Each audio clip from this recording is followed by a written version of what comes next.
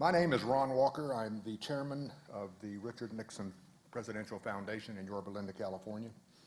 And on behalf of the foundation, it is my pleasure to welcome you to the latest of the Nixon Legacy Forum, Nixon in the Court. This is the 15th in a series of forums examining the history and legacy of President Richard Nixon and his administration. And it is the first forum here at the National Archives. This spectacular home and the base are co-sponsors with the National Archives and Records Administration. Today it is my privilege to introduce the National Archives Executive for Legislative Archives, Presidential Libraries, and Museum Services, Dr. James Gardner. As his title indicates, his extensive portfolio includes the 12 presidential libraries, of which the Nixon Library has been a proud member since 2007. Jim is the first appointee to the newly created position, and we welcome him and look forward to working with him in 2012, which is Pat Nixon's centennial, and in 2013, which will be Richard Nixon's 100th birthday, and through all the years to come. Jim Gardner brings more than 3 decades of experience with public and private organizations, including museums and libraries and archives. Before last August, he spent more than a dozen years at the Smithsonian National Museum of American History. Most recently, he was the institutional senior scholar. He has also served as Deputy Executive Director of the American Historical Association and Director of Education and Special Programs for the American Association of State and Local History.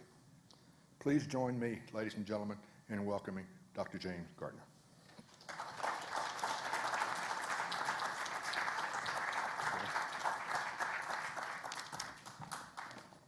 Thank you, Ron.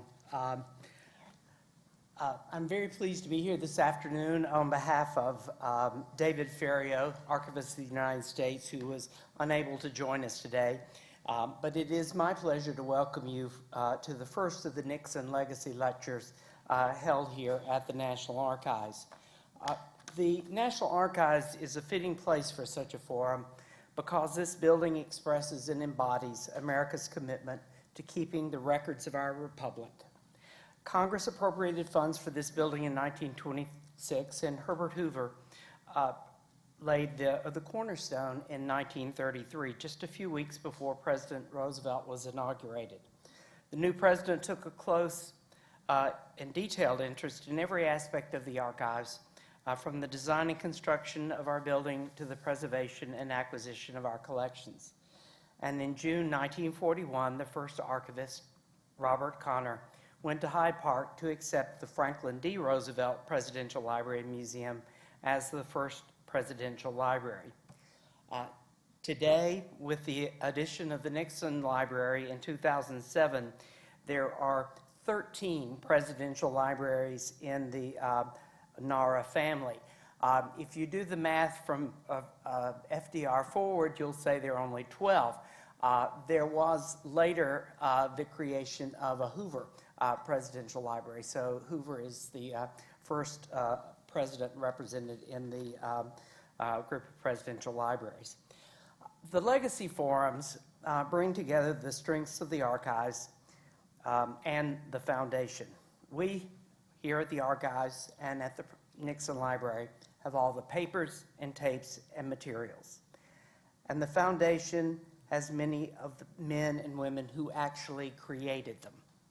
History and memory, what we as historians can learn through research and analysis, and the memories of the participants today in this forum. People who know what it was like to be there. And in the years to come, the videos and transcripts of these forums will provide invaluable information and insight for the scholars who come here to the archives and to the Nixon Library to work and learn. Now it's my privilege to introduce Jeff Shepard, who has played the central role in the planning and development of the Nixon Legacy Forums.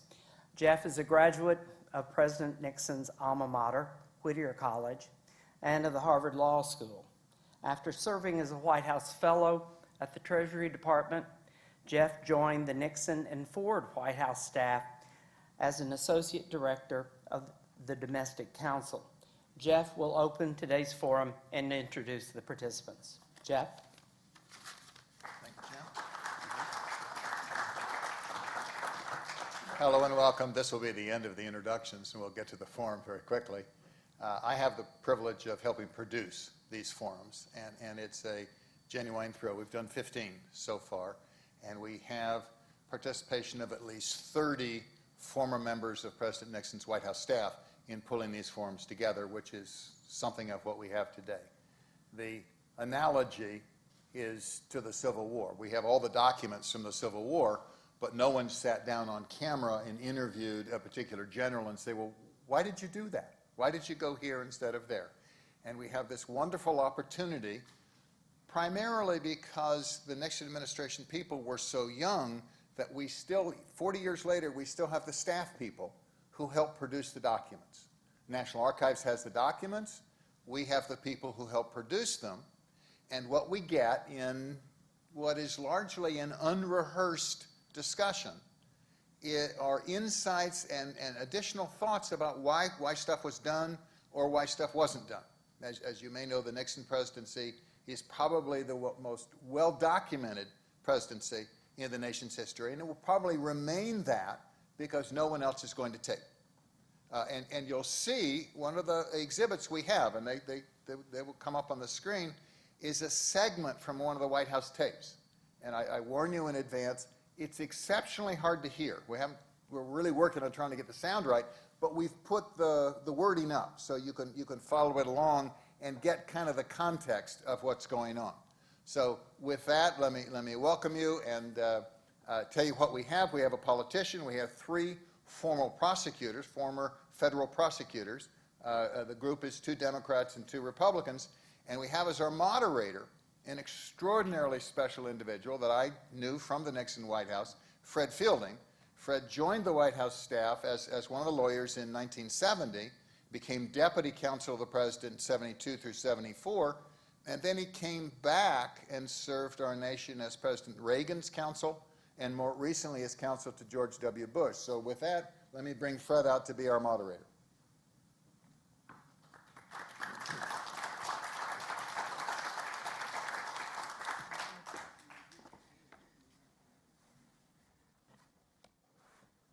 Thank you. Thanks for the very generous introduction, Jeff. As you will see when you meet the various guests that are here in the panelists tonight, I like the part where he said we're all very young, because we're still around and we're still talking to each other, and I hope you'll find that our memories are still with us as well. The subject today is very broad.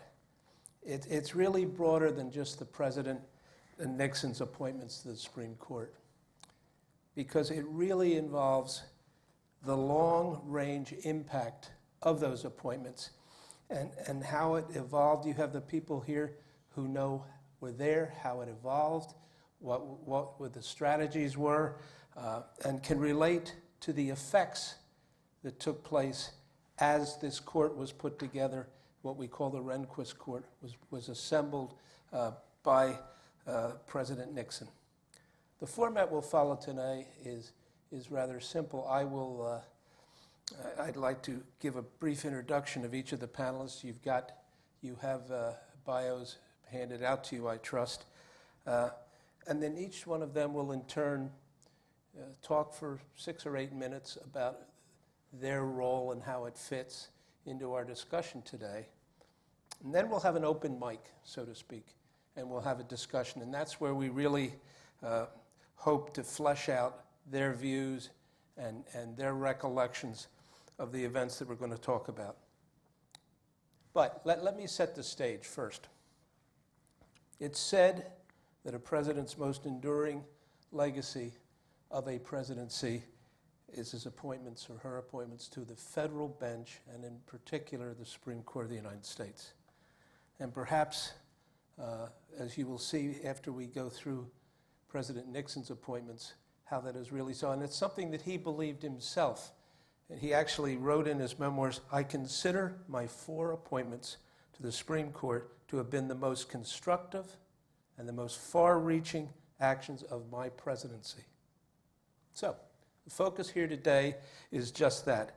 It's not just the 4 justices that the president appointed, but it's also the impact, particularly the impact on criminal laws and during the transition, if you will, from the Warren Court that began with Earl Warren as Chief Justice in 1953 to the Rehnquist Court, which began and then ended with his death in 2005. So as you will see from this chart, it graphically sets out what we're talking about and the span of years and the influence that's concomitant with that span of years. And let me put it again into a little more context. California Governor Earl Warren was appointed by President Eisenhower in 1953. And he served for 16 years as Chief Justice. And as the Warren Court's decisions grew ever more liberal, particularly in establishing new rights for criminal defendants, President Eisenhower, who had appointed him, was heard to say that appointing Warren was, quote, "the biggest damn fool mistake I ever made." But Chief Justice Warren announced that he was intended to retire in 1968 with the idea of giving President Lyndon Johnson the option to appoint his successor. Then candidate Nixon urged him to wait until the election was over, and then so that would give the opportunity for whoever won the election, be it Hubert Humphrey or Richard Nixon, to make that appointment since Johnson was going out of office. He obviously declined to do that, and he nominated his good friend, his former counsel and close confidant, Abe Fortas, who was already on the bench, to the position of Chief Justice. But ultimately, that attempt was thwarted. There was a filibuster. We've heard that word today, but it wasn't invented today. It was invented back then, and that filibuster kept that position open. So all of a sudden, you have a new president, and he has a huge appointment to make. And as we all know, Richard Nixon was elected in 1968, and he'd run on a law and order platform that was openly critical of liberal judges and, in general, and the decisions of the Warren Court in particular.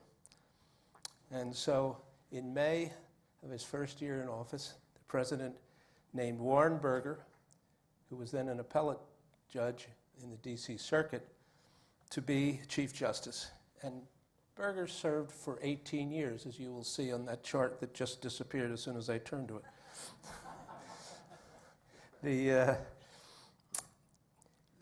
When they had that vacancy, shortly thereafter, Abe Fortas resigned. He resigned because of conflicts of interest charges, and he left the bench. So all of a sudden, the new president had another appointment. And then came a series of nominations, 2 in fact, that have been very controversial in history, and anyone who has studied the Supreme Court at all and the Nixon presidency at all is aware of the names of Judge Haynesworth and Carswell. They were both defeated after being nominated in order. It wasn't overwhelming. Haynesworth was 55 to 45 votes. Carswell was 51 to 45 votes. But nonetheless, the new president's choices were rejected twice. And then the president named Harry Blackmun as Associate Justice in the next year, in 1970. And Blackmun served for 24 years, but he was unanimously confirmed. And so here's a new president, if you put it into context. And all of a sudden, the next year, Justice Black and Justice Harlan both resigned, both for ill health. And so suddenly, here is the new president with an opportunity to put 2 more on the Supreme Court. And history will show that there were a number of people discussed for those 2 slots. The names were Herschel Friday, Mildred Lilly, Robert Byrd, Senator Baker. A lot of names were floated around. The president actually appointed, nominated, was going to nominate and sent to the ABA for clearance Herschel Friday and Mildred Lilly. The ABA said that they were not qualified. So he hadn't nominated them, but it was very well known that he had sent these names. And to fill those 2 slots, he then chose Lewis Powell, former president of the ABA and a very respected jurist, and William Rehnquist, a young lawyer working in the Justice Department who had the admiration of everyone who had dealt with him, but was basically an unknown in the outside of that immediate community. And Rehnquist was appointed and confirmed in 1972, and we'll have a lot of discussion about that today because the people who were involved are here. And then he was elevated to Chief Justice by President Ronald Reagan in 1986. And he clearly had the longest and greatest influence and impact of our time. That Justice Rehnquist went on to the Supreme Court. He served for 33 years, 19 of them as Chief Justice. And so when we talk about our discussion today, that appointment and the transition that the Warren Court to the Rehnquist Court, and particularly how it came about and the long-term impact, that's the focus of our forum today. I noted earlier that we're very fortunate to have with us today 4 people who were actually there way back when. 3 of them are federal prosecutors who began their career under Bobby Kennedy when he was Attorney General at the Department of Justice.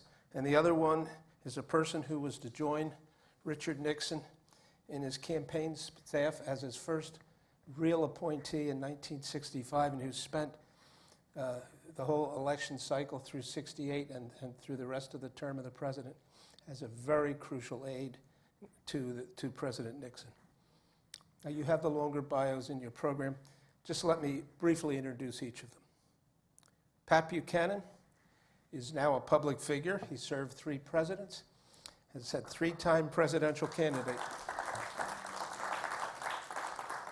He was 27 when he joined the fledgling Nixon staff, and he's also a key member, as I mentioned, of Nixon's White House staff throughout the term of office.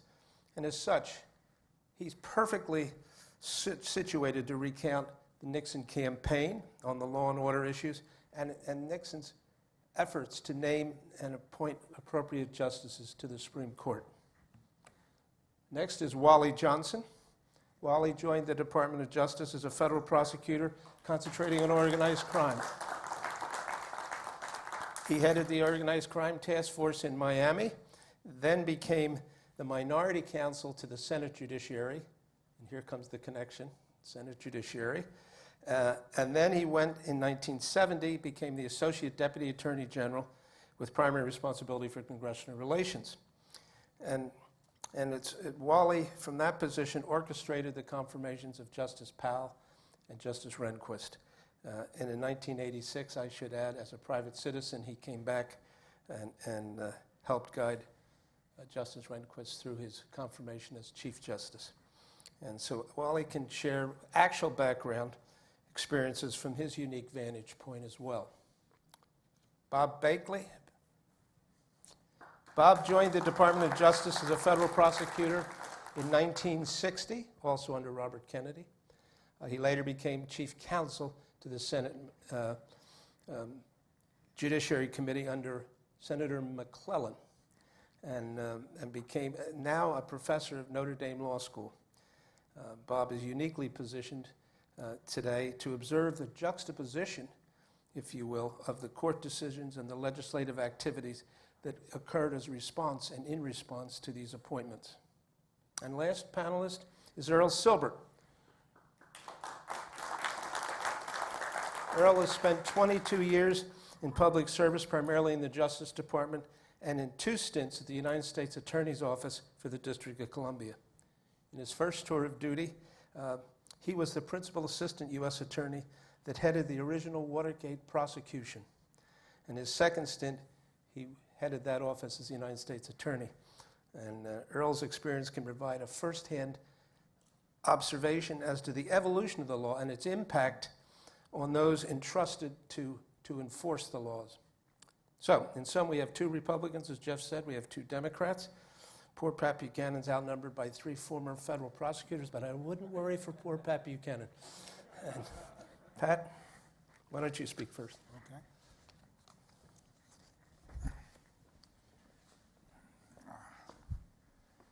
Fred failed to mention that 3 of us here have the high honor and personal privilege of being accused of being deep throat during the Watergate affair. It was lies about all 3 of us, right, Earl, Fred? Let me talk about Nixon and the court and the origins of his policy.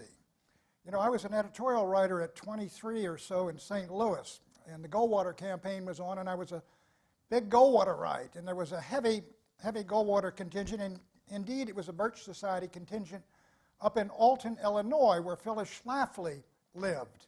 And it was very, very conservative, and they had all these billboards attacking the Chief Justice of the United States. And it was so pervasive that when the 4th grade kids in the class at Alton Grammar School were asked, who is the Chief Justice of the United States, they gave Earl Warren's first name as Impeach. It was a blazing issue in 1964, and it became even more serious and grave an issue as 1965 and 1966 came around. The problem was basically, if you can name it as an issue, liberal judges and the Warren court. Warren, basically, Marshall, Douglas, and Brennan, the 4 key members who were responsible for most of those decisions driving it. The decisions involved First Amendment rights and pornography, which unsettled the new majority. They involved crime. They involved religion and whether it should have a place in public schools. They involved issues of race as well. But the important one was that the Nixon administration argued, Mr. Nixon, as we were coming into this, the argument was fundamentally this about the Warren Court, that it is not deciding constitutionally. It is reading its own ideology into the Constitution. It is imposing a social revolution on this country from above that the American people have not countenanced and do not want. And the American people felt that way. In 1965 and 66, when I joined President Nixon, we zeroed in on the law and order aspects of the situation with the court. And the case was being made for us, candidly, in the streets. Actually, if you look back, that's when the baby boomers turned 18, 19, and 20, and that's one contributing factor to a dramatic, almost doubling of the violent crime rate in America. There were riots in Harlem in 64, riots in Watts in 65, riots in Detroit and Newark in 1967. National Guard troops were called out in those 2 cities and in 20 other cities. It seemed like the country was coming apart. And then you had the revolt of the overprivileged on Columbia campus. That indeed added to this sense among the American people that their whole country, the country they grew up in, was disintegrating before their eyes. Walter Lippmann, who was the dean of liberal columnists at the time, wrote a column at the end of 1965 which Nixon picked up on. Lippmann wrote that the balance of power in society is shifting against the peace forces in society and in favor of the criminal forces in society. The establishment suddenly was getting worried about what was happening in America. Attorney General Ramsey Clark was the epitome, if you will, of a liberal attorney general. Even Lyndon Johnson was supposedly quoted as saying, Ramsey Clark would not arrest Stokely Carmichael if he caught him on the White House lawn with a grenade in one hand and a pin in the other. This was the son of Tom Clark. He was the quintessence of a liberal attorney general, and Richard Nixon used him as a foil all during those campaigns. Then what happened to America? In 1967, Nixon assigned me to write a piece for Reader's Digest. Had a fairly good circulation, 20 million. The largest magazine in the United States, the largest magazine in the world. A magazine had enormous reach in Middle America. If you go back and get that article, you will see there all the themes and all the ideas and most of the verbiage that was later used by Nixon in the campaign and in his statements nominating Supreme Court justices. So I went out to all these folks, and Nixon was Mr. Law and Order. And then in 1967, there came an article in U.S. News and World Report. I was in control of Nixon's inbox in the law firm. In other words, everything he read would go through me, except for the personal mail, which went through Rose Woods. So this, I looked at U.S. News and World Report. Here was an article by Warren Burger, who was a federal appellate court judge up in Minneapolis. And he had written a piece in U.S. News, actually it was a takeoff from an article he had done in Law Review, which suggested he sharply disagreed with the decisions that had been taken by the Warren Court with regard to law and order and criminal rights. And so I got that into Richard Nixon, and it turned out Nixon and Burger had been friends at the 1952 convention. They had both worked for Dwight Eisenhower and against Robert Taft. Nixon, of course, got the vice presidency. So I sent that into Nixon all marked up, and he appreciated it. And it was clear it stuck in his mind. And Warren, incidentally, as Fred said, Earl Warren knew what was coming.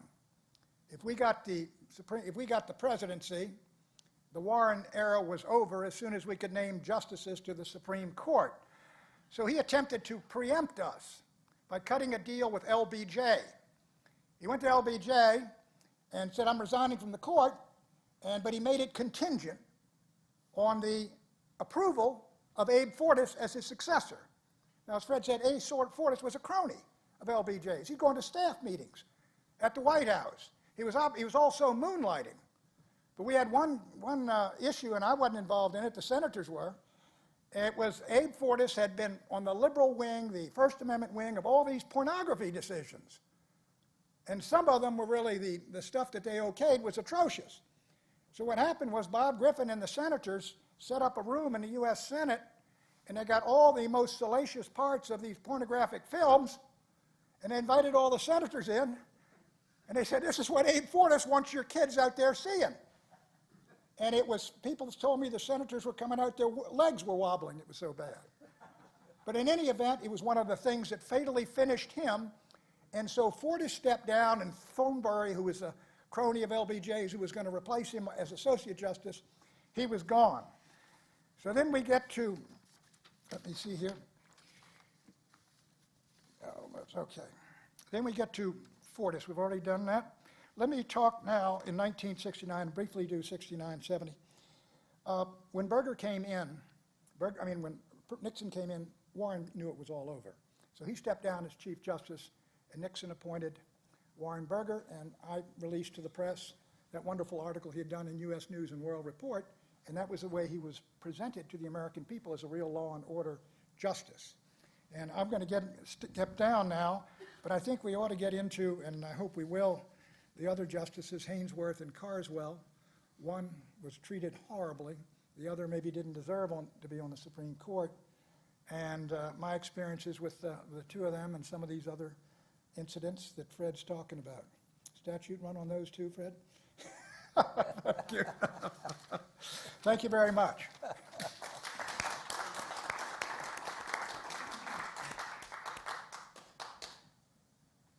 I have a confession to make in front of Earl Silbert, and I wouldn't have done this 41 years ago.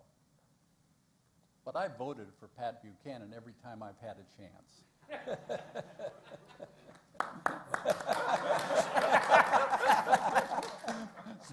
Now, having said that, and with the background that my colleagues have provided, if you have ever watched a Senate hearing and saw the horseshoe of senators with the people behind them, I used to be one of the people sitting in the back of the room. And ultimately found my way, because I'm a creature both of the Justice Department and the Senate Judiciary Committee, to being in charge of the Office of Legislation at the Justice Department. And I was taken by Fred's initial comment that in Nixon's biography, there's a line that is quite poignant to me. It's the only place in the book where he mentions the Supreme Court. The most significant aspect of my presidency was the 4 Supreme Court nominations. We've got Carswell and Hainsworth. I was in the back of the room. And they were beat up badly. And for a variety of reasons, both of them failed. And here we are at a moment in history when Nixon has a chance to name 2 people. And there were lots of false starts. We've talked about Herschel Friday, and we've talked about Mildred Lilly and the other possible candidates. I've listened to some of the tapes, and we have a unique opportunity to hear the way decisions are made. It's a lot like the old saying, watching law being made is like watching sausage being made. It's confusing. It's complicated. But the fact is, as I reflect historically on the last 41 years, the outcome was perfect. And what I want to talk about is how that happened. Could we run that? During a 4-year term, the President of the United States, sitting at this desk in this historic room, makes over 3,000 major appointments to various government positions. By far, the most important appointments he makes are those to the Supreme Court of the United States. Presidents come and go, but the Supreme Court, through its decision, goes on forever. As far as judicial philosophy is concerned, it is my belief that it is the duty of a judge to interpret the Constitution and not to place himself above the Constitution or outside the Constitution. He should not twist or bend the Constitution in order to perpetuate his personal political and social views. In the debate over the confirmation of the 2 individuals I have selected, I would imagine that it may be charged that they are conservatives. This is true, but only in a judicial, not in a political sense. You recall, I'm sure, that during my campaign for the presidency, I pledged to nominate to the Supreme Court individuals who shared my judicial philosophy, which is basically a conservative philosophy.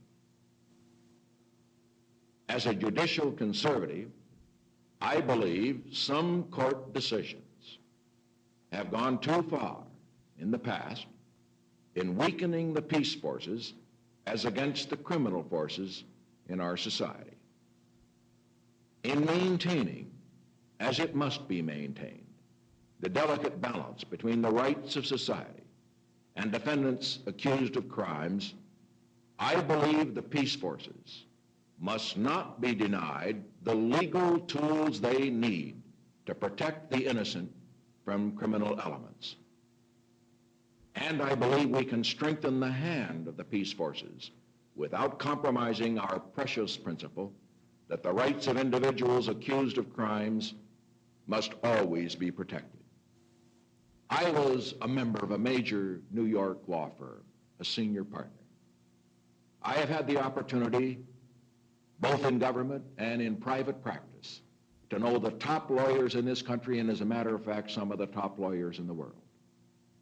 And I would rate William Rehnquist as having one of the finest legal minds in this whole nation today. Except for the contribution he may be able to make to the cause of world peace, there is probably no more important legacy that a president of the United States can leave in these times than his appointments to the Supreme Court. I believe that Chief Justice Burger, Mr. Justice Blackmun, by their conduct and their decisions, have earned the respect not only of those who supported them when I nominate them, but also those who oppose them. And it is my firm conviction tonight that Lewis Powell and William Rehnquist will earn the same respect, and that as guardians of our Constitution, they will dedicate their lives to the great goal of building respect for law and order and justice throughout this great land. About a month ago, I began reading a book that was published about a month ago called Nixon's Court, written by a political scientist named Kevin McMahon. And I said to Pat as we were coming out here, everything you believed and argued for in the 60s came true. Now, our focus is law and order. We're 3 prosecutors. And Bob and I work together on the Senate Judiciary Committee Criminal Law Subcommittee. So we're focused in this conversation about law and order and the consequences of the appointments to the Supreme Court. In reflection and after 41 years of experience, finding the 2 nominees together, Powell and Rehnquist, was an accident of history, but a brilliant move to realize the philosophy that President Nixon articulated. My story starts when I was Associate Attorney General, and I know I've got a limited amount of time, so I'm going to go fast. And I was a junior official at the Justice Department running the legislative office. That meant basically that I connected with the Congress on anything that had to do with the Justice Department and mostly the Senate Judiciary Committee, because that's the oversight committee. And we had these phones with great big red lights on it, so when the Attorney General picked up the phone, it would bong at you. And my phone bonged, and it was a day that Nixon named Rehnquist and Powell, and it was Mitchell. And Mitchell said, Bill needs a lawyer. Well, Bill needed a lawyer because what Bill had done for Carswell and Hainsworth was to be their lawyer. And Bill was a brilliant, brilliant lawyer.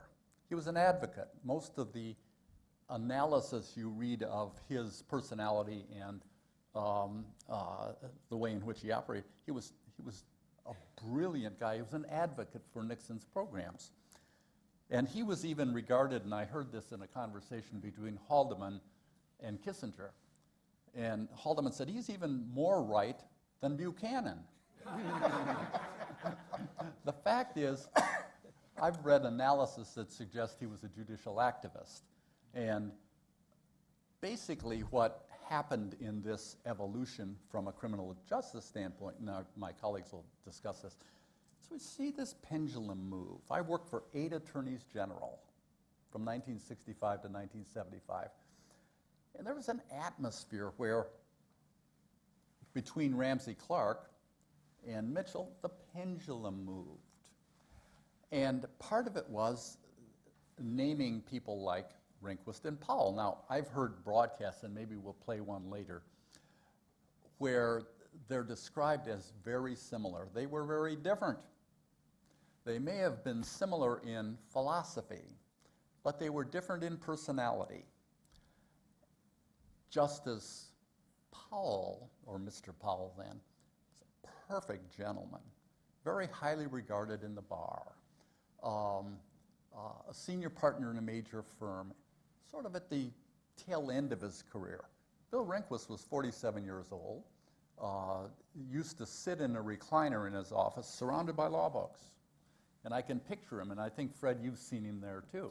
He had a bad back, and he had to lean back in his chair, and he was always in pain. And he lost himself in those law books. Now, the chart that's up is basically what most people don't think about, and if you have read your history in this era, what you'll hear about is everything that went on until Rehnquist and Powell were named. You'll hear about the Bar Association, and you'll hear about Lilly, and you'll hear about Friday, and all the clutter. But the fact of the matter is, not many people talk about what happened in the confirmation process. What happened in the confirmation process is, remember, we were in a Democratic Congress, but the Senate wasn't lined up around parties, they were lined up around philosophies. And we were in an atmosphere where Republicans didn't hold and the Southern Democrats, conservatives didn't hold for the two nominees. They bowled it, and there were reasons for it, because they're basically, if you think about this from a strategic standpoint, and again, I won't spend much more time. There are three ways in which to block a nominee, and this is all before the era of borking someone. It's a transition era. There are three ways to do it. You can show they were unethical, Fortas and Hainsworth. You can show they were incompetent, Carswell. Or you can show they engaged in dirty tricks, and they tried that with Rehnquist. Didn't stick. So basically, the combination of Mitchell, Eastland, and Hroska held together the coalition in such a way that we were able to move very quickly through this process. How did that happen? And I'll leave you with an insight that basically has never been presented before. We linked the two candidates in such a way that the grand support for the very gracious Lewis Powell pushed Rehnquist forward. Anytime you see these two nominations discussed, it's the Lewis Powell and William Rehnquist nomination, the hearings for, the votes for. We always kept Powell behind Rehnquist. Who did that? Jim Eastland. Because substantial pressure was brought by friends of Lewis Powell and enemies of Bill Rehnquist to separate the two. We heard that Birch Bayh initiated a filibuster. He couldn't pull it off because he didn't have the votes. But the fact of the matter is, delay worked against Rehnquist. So my thesis, which I'll leave for us to ponder later, is basically if those two had not been together and Lewis Powell had not been such a gentleman, because lots of pressure was put on to separate them. And I remember one story, and I think I've got it pretty close to accurate. I get it secondhand from the senator. James O. Eastland, some of you may remember him, he was a giant. He was a man of no words. He didn't talk. But he was elected to the Senate the year I was born in 1939. So he's sitting with Lewis Powell, and he said, you know, lots of people want you to be senator. You know why? And Powell said, well, I'm not sure, Mr. Eastland. He said, because they know you're going to die. Rehnquist was 47 years old, and they knew that the people that didn't want him up there, the people that opposed him philosophically, knew that he was going to be there a long time. And we talked about 3 decades. He was there from 1971 through 2005. And what Bob will discuss is what happened because of that. And I've got more to say, but I'll pass the baton. We'll come back to you. I want you to come back to me. We will. Okay. Well, you must feel like Chief Justice Hughes. He had 26 voting against him, too. Is that the exact number? 52 to 26. I just got it in front of me, so you can go out and say, well, like Hughes, I had 26 against, but you had 68 for. Gee, you're a much better. There's only one thing, though. I've just damn near withdrew your nomination before because I was just talking to John Connolly, and he showed me an article by Joe Kraft endorsing you, and I said I've made a mistake. Yeah. Listen, I can't tell you how much I appreciate your giving me this opportunity. Well, this is a great thing to be such a young man to go on the court. You'll make a great record, and the very fact that the only thing I'll give you only one last bit of advice, because you're going to be independent naturally, and that is don't let the fact that you were under heat change any of your views. I'll remember them. Don't ever let. I told Warren Berger that. I said, no, Warren, because he didn't get much heat, but I said, just don't come down here. The way I put it to him, and let the Washington social set change it. Well,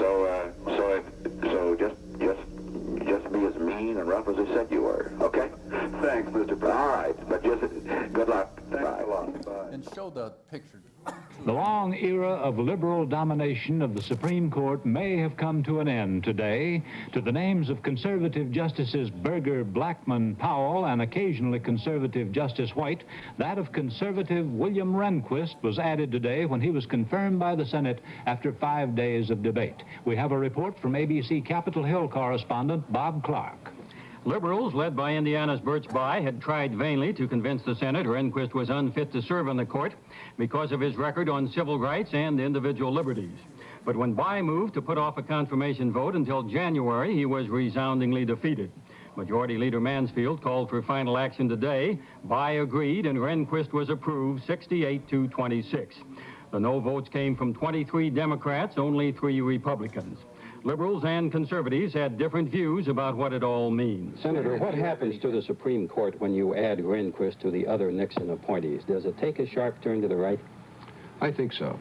I think there's no question if Mr. Rehnquist's earlier stated views are inculcated into Supreme Court decisions, the Supreme Court is going to take a sharp turn to the right.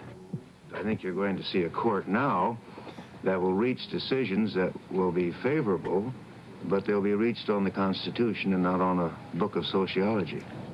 Whether the Supreme Court will now take the sharp turn to the right that liberals fear is a question for the future. But 4 of the 9 justices will now be Nixon appointees, conservatives close to the strict constructionist image admired by the president.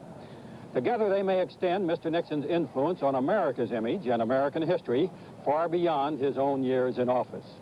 Bob Clark, ABC News, Capitol Hill.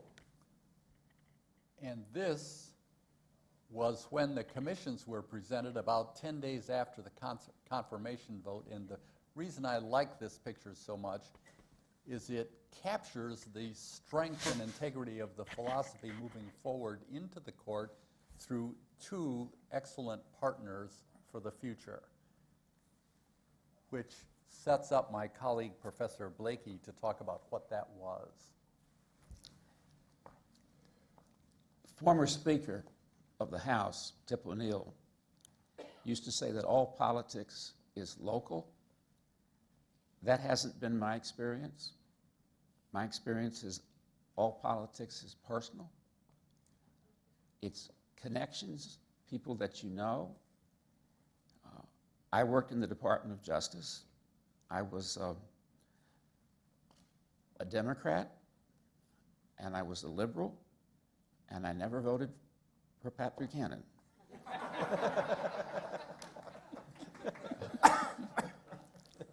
But I will say that shortly after the assassination of President Kennedy, I returned to Notre Dame to teach.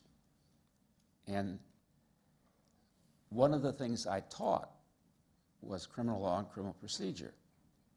And I went over systematically the opinions of the Warren Court, and I had known as a prosecutor that these opinions blocked me from investigating very serious crime, and in some situations let some very serious criminals go free.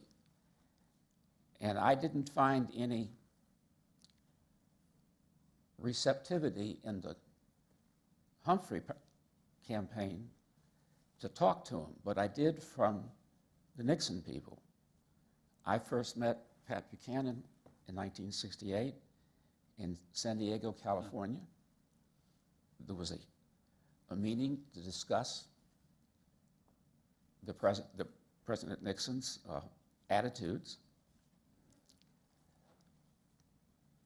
And the position that I advocated was that we had to change these things. Some things were constitutional and they'd have to be done by judges, and other things were statutory and they could be done by legislation.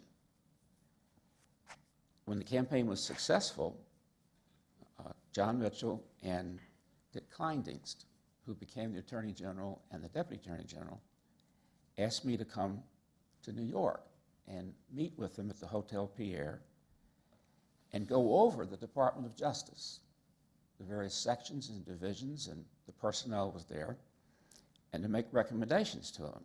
And I did that. And then they offered me a job in the department. I turned him down. And I turned him down because I had already promised Senator John L. McClellan, who's a Democrat from Arkansas, that I would help him process some legislation. And anything that I say about what I did in the department, in the Senate, is not me.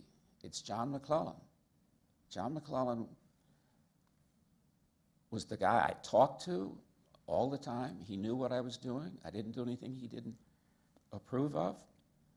And it was his unique position in the Senate of respect by all of his colleagues that if John said something, it would happen.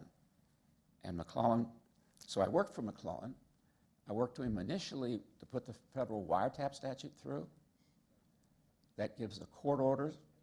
You can put in a wiretap or a bug. Symbolically, Ramsey Clark refused to use it.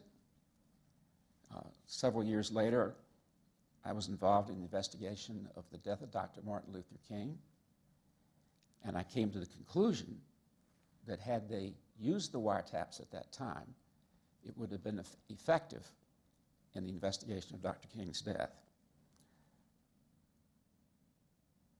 But to make the long story short, as part of this panel, I tried to put together 7 illustrative, not exhaustive, opinions where one thing was done by Earl Warren and another and contradictory thing was done by either Berger, Justice Berger, or Justice Rehnquist.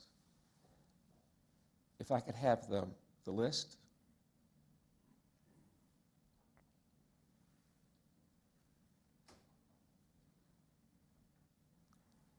You can see that they're in parallels. On the left side is the Warren Court judgment, and on the right side is the Rehnquist judgment. And one thing that's true in these is they're not wholesale overruling of prior decisions. They're really an interpretation of the prior decision and ultimately the Constitution that's more nuanced. The first one, and I won't talk about them all, they insist that I not be a law professor because I could go on for hours. Terry versus Ohio dealt with a very significant question, is what is the relationship between the police and people on the street? When can police officers come up and talk to them? And can they protect themselves when a person may be armed? And the Warren Court said, yes, maybe, but it's got to be a violent offense, and you have to have personal knowledge of what's going on. When the same question came up before the Rehnquist Court in Adams, which the next one over, they recognized that law enforcement is not just violent offenses. It's across the board. You couldn't narrow it that way. You had to give it. And that most police activity is not personal information. They depend on another policeman that tells the policeman that tells the policeman. And as long as the information was corroborated, you ought to be able to act on it. And that's an example of what they did in case after case. And I could go through these. You can read them later. But nuanced decisions to go one way or another. When I was in the Department of Justice, it was the Warren Court's opinions that tied my hands. I have to honestly tell you that since that time, while I am a law professor first, I'm occasionally a consultant. It's too late for me to consult on the prosecutor side, so I consult on the defense side. And now I'm finding that it's the Rehnquist Court opinions that are tying my hands in defense. So I think the only thing that's consistent in all of this is that Blakey loses.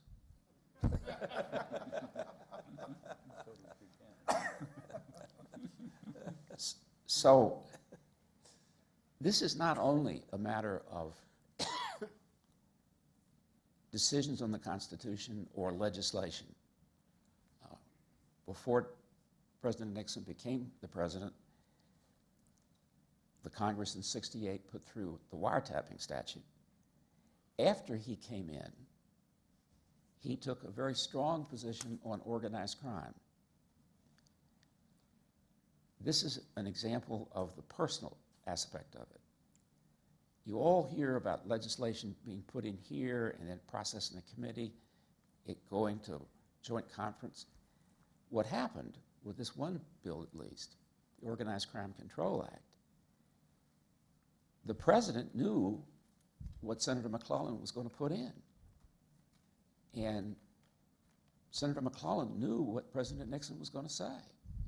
And one of the reasons that they both knew is because I was personally involved in drafting the president's, I didn't do it all, people in the Department of Justice, the president's statements. So these things were worked out together. The president comes down, endorses this legislation. The legislation ultimately goes through the Senate. And then it was important to get it out of the House Judiciary Committee. We used to call the House Judiciary Committee the Bermuda Triangle. Everything goes in and nothing comes out. There came a point in time when the issue was raised in the White House. I get this secondhand because I wasn't there. Do they make an issue in the next election, which is typically done, about the do-nothing Congress? And instead, the guy I worked with in drafting the statement for the president stood up and said, no, this is on the merits. We should participate in discharging the House Judiciary Committee.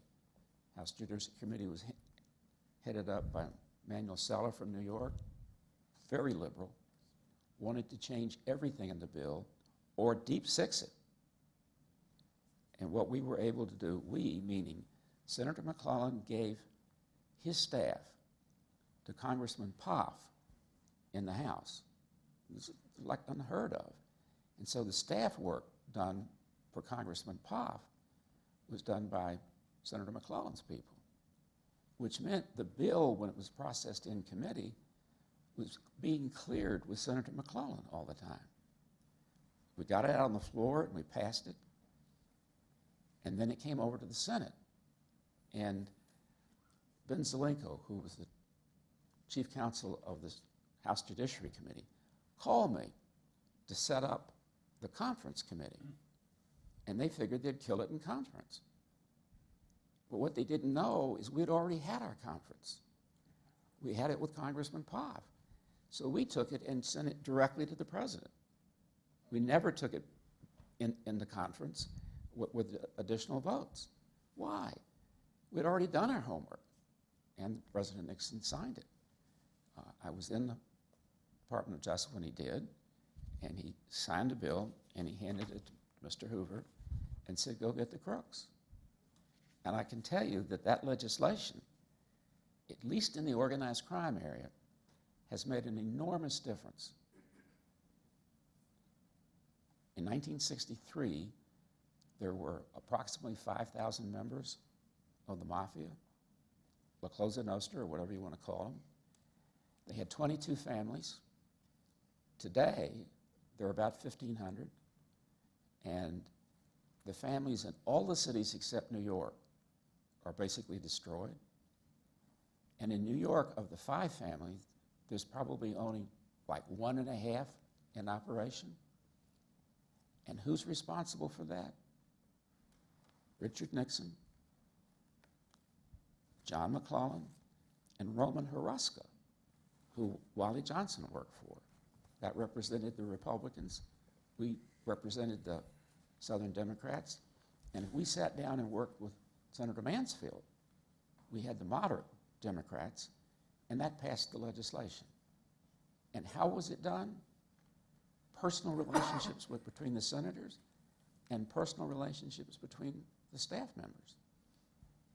And it wasn't Democrat, wasn't Republican. It were people looking at a problem, figuring out what had to be done, and then doing it. I wish they'd do that now. Earl? Thank you.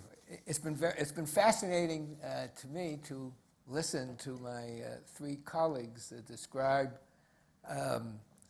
their experiences as they have, and what has brought my attention most is the aspect of the contrast between what was going on in the U.S. Attorney's Office, which is where federal prosecutors trying murders, rapes, and other types of crime, with those in the political arena and or on the Hill. Because in the U.S. Attorney's Office, as a federal prosecutor, I worked there for 15 years, 9 or 10 years as an assistant U.S. attorney, 5 as a U.S. attorney. Not once, not on any single occasion, did anybody ever ask me what my party affiliation was, and frankly, they didn't know. And that would be true of my colleagues. I myself, with respect to those who applied to be in the office, those who served in the office, I did not know what their politics were, and frankly, I didn't care. We were, and the reason for that was to try and keep out of the day-to-day prosecution business or day-to-day investigation business any potential assertions or claims, to the extent that you could, that there was political motivation or there was this kind of influence or whatever it may be, and to keep it just straight and narrow down the middle, regardless of party or the like.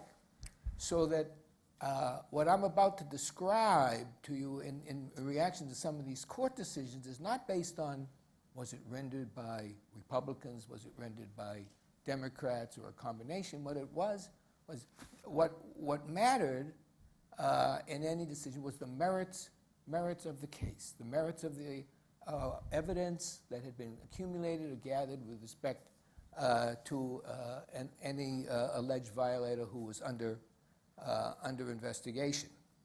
And as I said, party was an irrelevant consideration, never came up. Now, talking about, so we were in a way, because that's not the real world necessarily, we were kind of in a cocoon.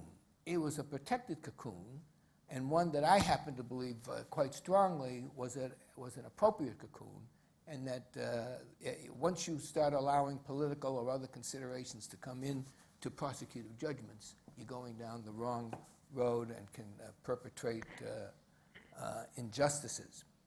Now, what we've been talking about, and on this issue with respect to protecting the individual rights and liberties of accused of criminal charges, and we're contrasting that with public safety.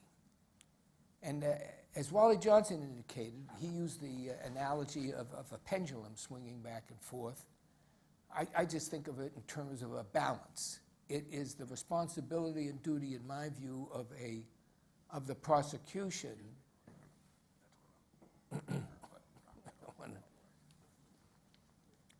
it is their responsibility of the prosecution to try and draw, as best he or she can, an appropriate balance, taking due consideration to the need to protect the constitutional and other rights of the accused, but also taking into due consideration the very important rights of the public to be safe and secure in their homes and on the streets and where they work.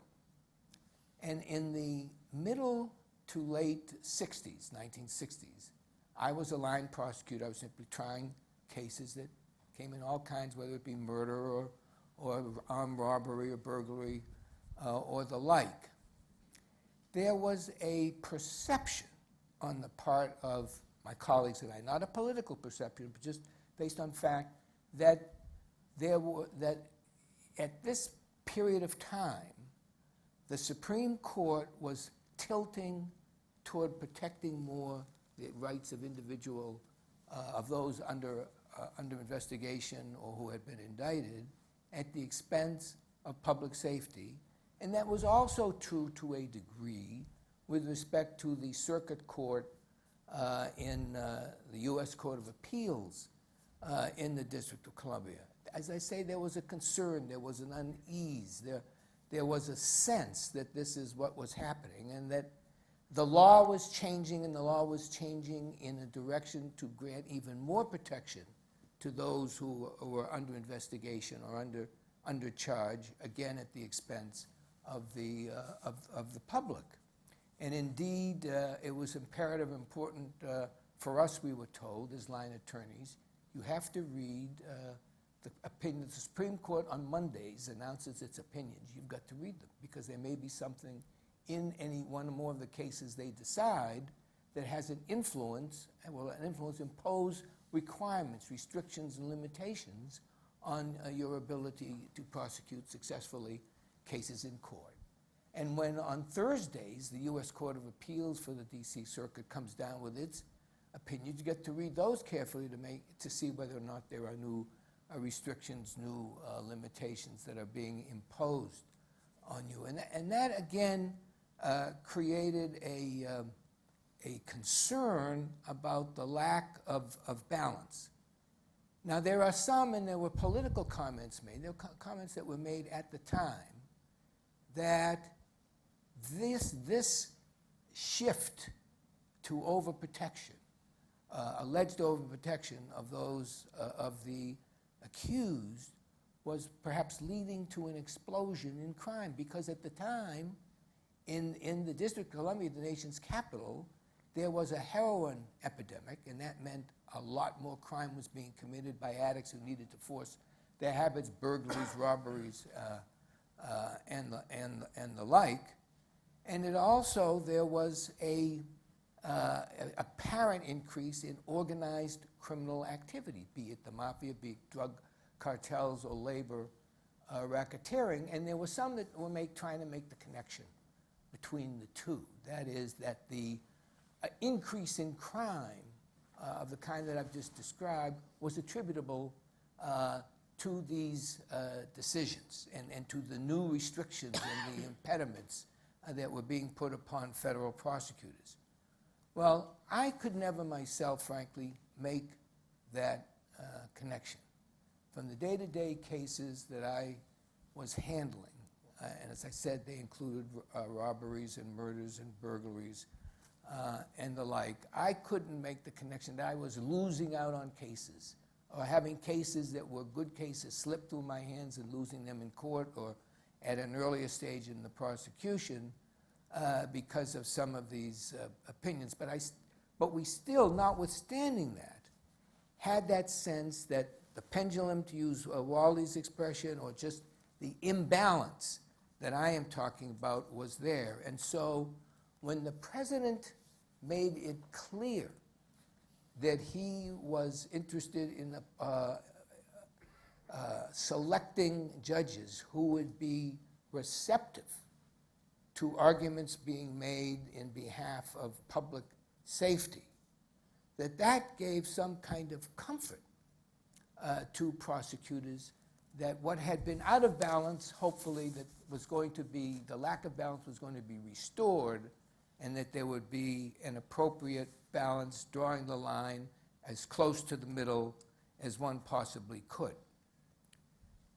Now, I want to follow up on what Professor Blakey had to say with respect to this. The administration, when it came in, as I say, we were down in our cocoon trying our cases, and a rape case under one attorney general is not really different than a rape case under another attorney general. If you have the evidence, you prosecute as a federal prosecutor and do the best you can to prevail. But what struck me as a line assistant in the years of the Nixon administration was what Bob has described, and that is the bipartisan effort, and a very successful effort, to pass legislation that would confront and deal with the problems being raised by an increase in organized criminal activity. The statute that Bob was talking about at the end of his talk which he didn't identify as the RICO statute, has to do with racketeer, influence, corrupt organizations primarily. That was Bob, and he made an enormous contribution because that statute was directed specifically at dealing with the mafia and organized crime, and as he has described, really led to the accomplishment, a remarkable accomplishment in reducing the challenges that it produced. Also, in terms of tools, with the increase in organized criminal activity, it became essential for law enforcement to have available to it the tools to investigate.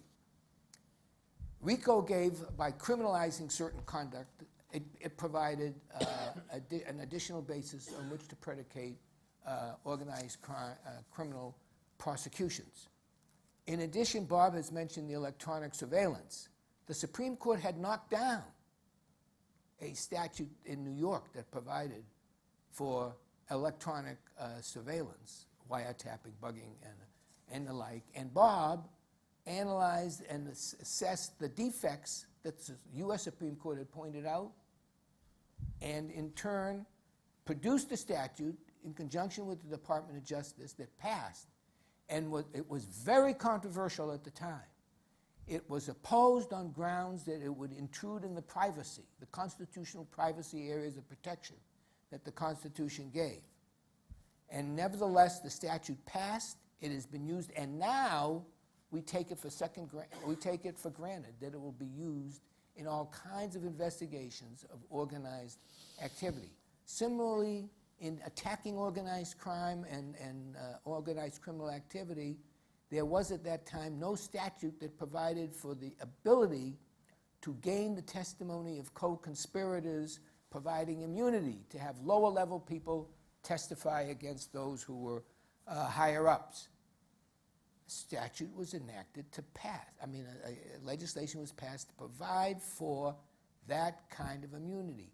A critically important provision in the fight against organized criminal activity. And again, Bob and Senator McClellan, through his committee, the Subcommittee on Criminal Law and Procedure of the Judiciary, passed that legislation. It withstood attack in the Supreme Court. Supreme Court affirmed its constitutionality. And that statute, not today, is taken for granted and is part of the arsenal that a prosecutor like I was, used to be, in the U.S. Attorney's Office would be able to use. And so in that I really commend, but the significant part here, was the fact that it was a bipartisan project, a bipartisan effort on the part of the Nixon administration and the Democrats through Senator McClellan's committee.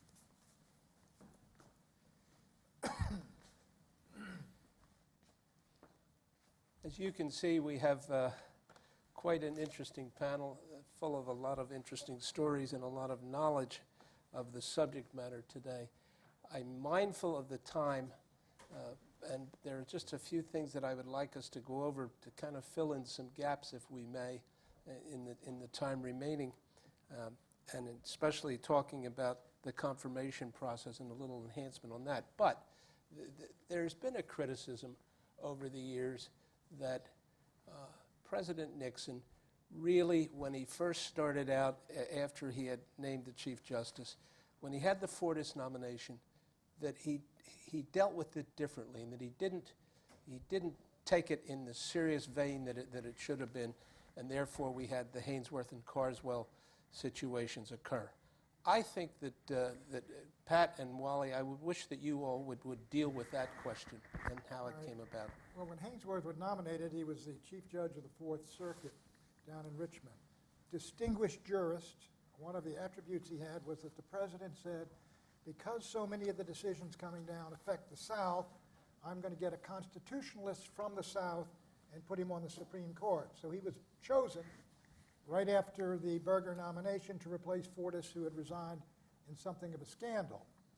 And he was torn to pieces. And in a way, I think it's one of the most unfortunate and unfair things that happened in that time, because he was a good man, a solid man, fully qualified, a traditionalist and a conservative. But then we followed up with G. Harold Carswell. And Nixon, or Haldeman the president would ask Haldeman, who would call me, and he would say, okay, we got another judge, Pat, and I want you to call him up. And I would talk to the judge, interview him, get materials from him, write up the press release, and drop it out to the press corps so that the press corps would have to pick it up and run with it. And then they would say, look, this is a conservative jurist. And Nixon's appointed another one. So I called Judge Harold Carswell, and I regret to say, I said, Judge, have you written any articles like Burger's? He says, no, I haven't written anything I can recall. I said, how about some decisions of yours that you're particularly proud of that give your philosophy? And he didn't have anything there either. And so I said, let's go into the war record. And so we wrote that up. But when we went up there, I knew he was going to be a problem because it did not look like he seemed up to that standard. And so that the Democrats, Birchby and the rest of them, tore him apart and rejected him. And Fred had the numbers on that. And when they did, the President of the United States was smoking. He called me, he didn't call me, Haldeman called me. Says, the President wants you to write a statement and on tacking the Senate Democrats and bring it over to the Oval Office. I naturally assumed I'm writing a statement for Ron Ziegler to release in the press room. And so I get over to the Oval Office, and the old man's reading this, and he really liked it. And he said, okay, let's go. And he takes off for the press room and reads this statement himself. And the next day, a backup statement called this an act of regional discrimination against the South, that you will not confirm a Southern judge. We've put 2 up there, and since you're not going to get them confirmed, we're not going to appoint another Southern judge. We'll appoint someone else. And so they went to Berger, I think, and got the name of Harry Blackmun. And so that was, well, I don't know how he stands on law and order, but he's had some problems. But anyhow, that's what happened. And I will say, the fellow that said he was working for Roman Haruska here, yeah, he didn't help us, Wally. What he said, he was up there, and people were saying, well, Carswell seems to be awfully mediocre. And that was the line. He's mediocre. He's not up to Supreme Court material.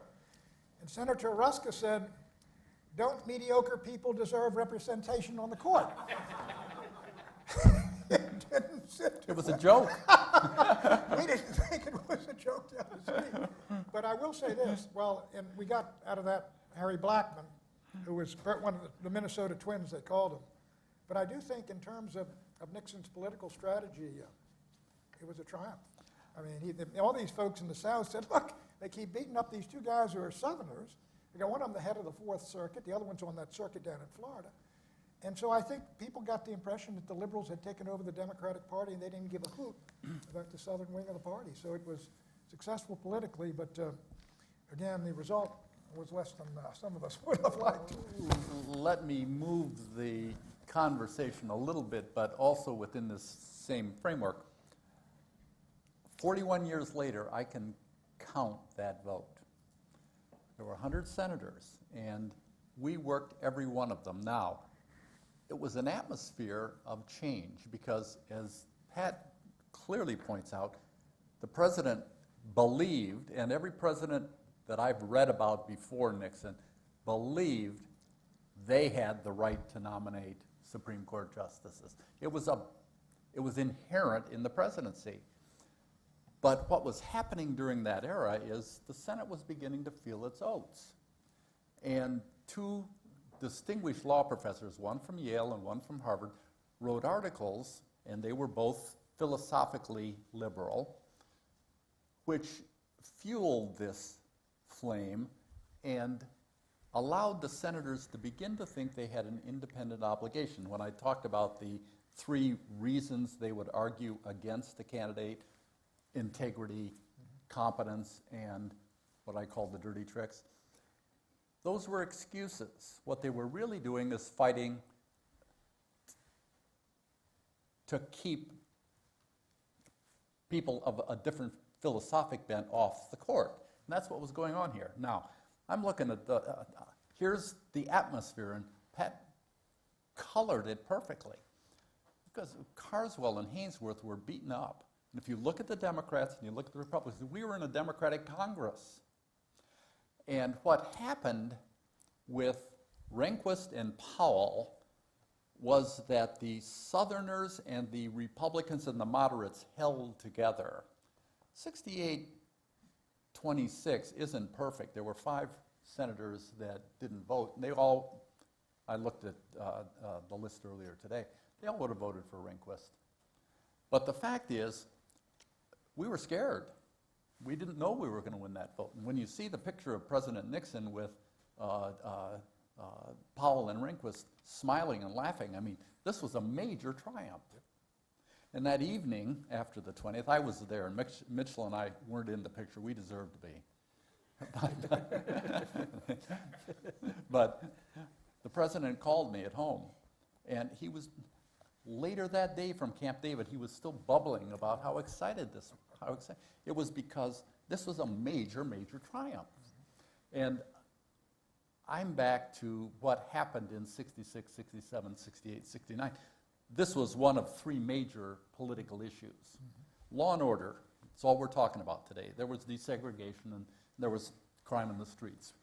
But basically, I think he framed a political campaign that aligned the Senate around that coalition of moderate Republicans from the Midwest and the conservative Southerners that Bob has been talking about. You're talking about the new majority. And they stuck together. Slicing off the Northern Catholic ethnics who tend to be socially conservative, economically more moderate, and the Southern Protestants who tend to be very conservative and, frankly, who like big government in a lot of ways. And the whole idea was the Democratic Party of FDR was, as we called it, a collection of warring tribes that had come together in anticipation of common plunder. We knew but the party, we had to, our party was in 64, was about half the size of the Democratic Party. I said, look, we are the Confederate Army. If these guys get together, we can't win. And so we worked and worked and worked, and we said, who are the people we can get? And we said, there's Northern Catholic ethnics, frankly, like my father, Al Smith, FDR Democrat until the court packing, and all the fellows I grew up with, and then the Southern fellows who were very conservative. They said, what's the matter with, what's the matter with Clement Hainsworth, perfectly distinguished judge? And so those things helped us so that in 1972 we got to 61% of the vote. And I looked at Birch By's picture. He tried to mount a filibuster. There were basically 4 people on the Judiciary Committee, Phil Hart, Ted Kennedy, Birch By, and John Tunney from California, that lined up against Rehnquist philosophically. And they struggled to find something that would stick. If we couldn't hold Powell behind Rehnquist, they would have isolated him. And it's just like, I live out in Wyoming now, the wolves would have hounded him down. And they tried right up to the last minute. Their filibuster was just as long as the one on Fortis, almost 5 days. They couldn't hold it. They couldn't hold the votes. And that's basically what I call the rest of the story. We were able to hold those Southern law enforcement, I think of them as law enforcement people built around John McClellan. The Southerners would follow McClellan. There's even a memo in the hearing file that Blakey wrote on wiretapping. And I called him and I said, what was this all about then? Well, law and order was a big issue in that confirmation hearing. And they were looking for things they could pin on Rehnquist and hound him down, and they didn't get away with it. Let me, thank you very much. Let me ask a quick question of everyone on the panel, and then I've got one final question. We all know, at least as observers, that since Bork, confirmations have become quite different. But Wally, I think that you experienced that a little in 86 with the Chief Justice confirmation. It was coming then. But you recall that there were issues in 86 that were raised that weren't raised in the original confirmation hearing about Justice Rehnquist. So the question to each of you, and there's no right or wrong answer, could Rehnquist be confirmed today? I think the answer to that is yes. I think you could get enough conservative Democrats so that if the Democrats go down this road of rejecting, he's #1 in his law school at Stanford. He's a distinguished individual. I think they went after the dirty trick, so-called after. I think he probably could get confirmed in this Senate, and he certainly will be able to be confirmed after 2012 when we get to Senate.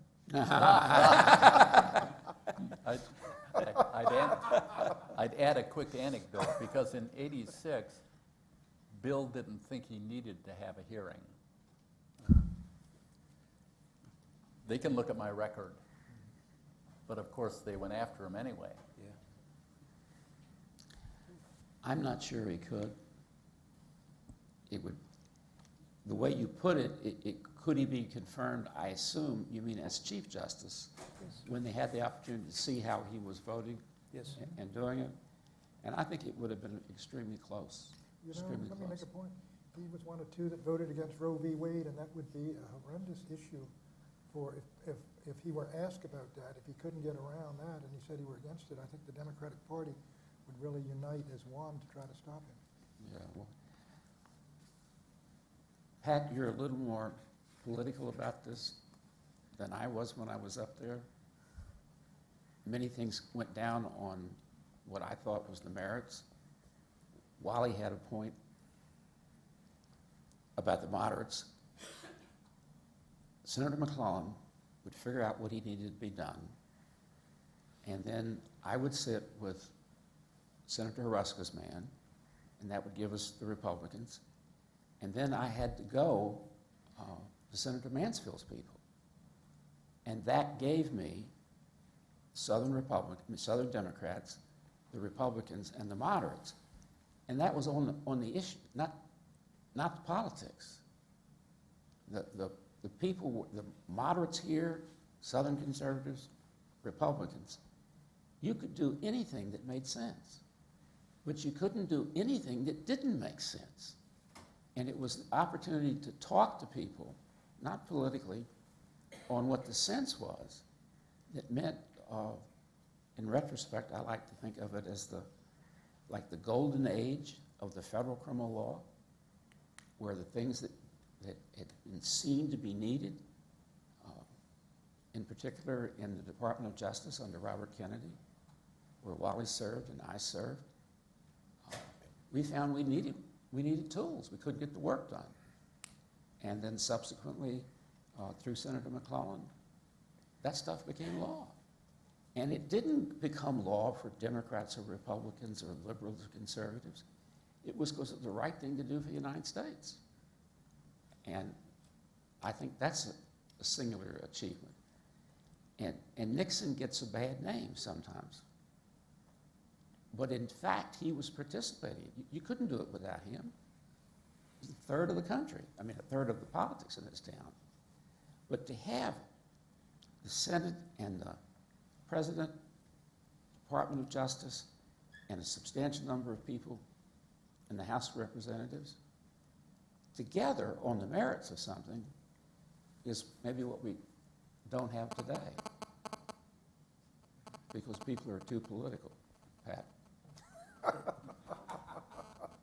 Well, as I explained, Fred, at the outset, I've really had no significant contact of any kind in the political atmosphere, so I defer to others and really can't contribute anything I think I would consider particularly meaningful on whether or not the Chief Justice would be, Chief Justice Rehnquist would be confirmed. But I do endorse and agree with what Bob Blakey just said about the singular joint effort, bipartisan effort, to address individual issues that impacted the ability of both of the Congress and then of the Department of Justice to investigate organized criminal conduct that was plaguing our country. And I give both Republicans and Democrats, you know, I think they came together on those important issues for the American people, and I think they deserve credit for that. Let me tell one short story that ties in with Earl. We have rules of evidence that deal with procedures in court, and a very select committee proposed a set of rules of evidence. And my senator came into office one day and said, "Can I look at this?" And of course you can look at it, Senator. He took it home and came back, and he was livid. He had been a prosecutor, and these things were being proposed. And I just mention one to you, that after the trial was over with, you could interview jurors, and if the jurors said certain things, you could overturn the verdict. And McClellan says, "I've had hearings on the Black Panthers. You could never get a conviction of a Black Panther that would stick, because the community would come in and change the juror's mind." So one of the things I did is I sat down and went through all the part I didn't like. I took notes from Senator McClellan, and I sat with Earl's people. What will this do to you in the Department of Justice? And we put it all together, and Senator Ruska and Senator McClellan introduced a bill to abolish the Rules Committee, and that got their attention. And the three people who were principally in charge of it, Judge Maris and a lawyer from New York and the law professor, came in. And the law professor was arguing the merits. And finally, the other two realized that without Senator McClellan, they weren't going to go anywhere. So they asked for what we want.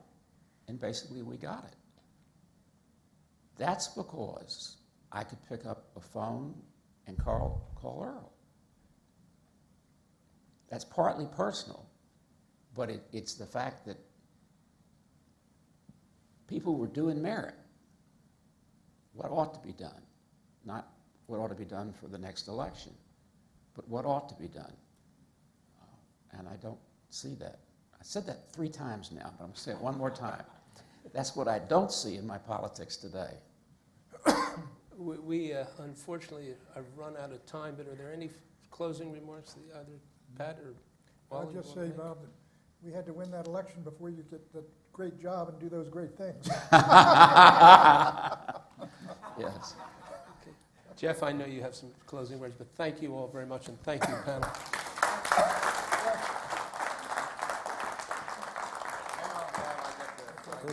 He's got a closer. Our 16th forum comes to a close. A matter of personal observation. While I spent 5 years on the domestic council at the White House, and my public policy focus was the Department of Justice. These are my best friends. They're here only because I asked them to be.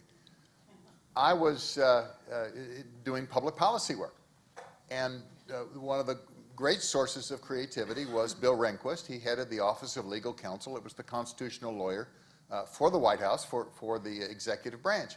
And we'd go over and talk to Bill all the time about ideas. I mean, one of the reasons he had trouble getting confirmed was he'd write memos about how we could do this or we could do that. And I called up, well, this 5-day filibuster was going on, and I wanted to pick Bill's mind on some particular topics, and I called his office and said, "Can I come over? You know, I don't want to interfere. He's up for confirmation."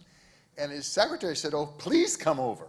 You know, he can't do any work. He's just beside himself with the confirmation and the filibuster battle." So Bill and I are there together, and we're talking about gun control and whether you could concoct a statute to reduce gun violence without upsetting issues of gun control. And we're really focused on this. I mean, this is going on for 45 minutes. And the phone rings, and his secretary says, "Mr. Rehnquist, the Senate has just voted to confirm you to be a member of the Supreme Court." And Bill turns to me and it says, "Well, you know, Jeff, in light of this, I think we should cease the discussion, because what we're working on may come before me, you know, as a member of the Supreme Court." So I had the fun of being involved with all these people and with Bill Rehnquist, and I got more out of this forum than I think perhaps you did. But this is typical of our forums. Unrehearsed, open discussion. We're going to have one on December 5th, same place, on labor issues. I hope you'll think about joining us. Thank you for coming.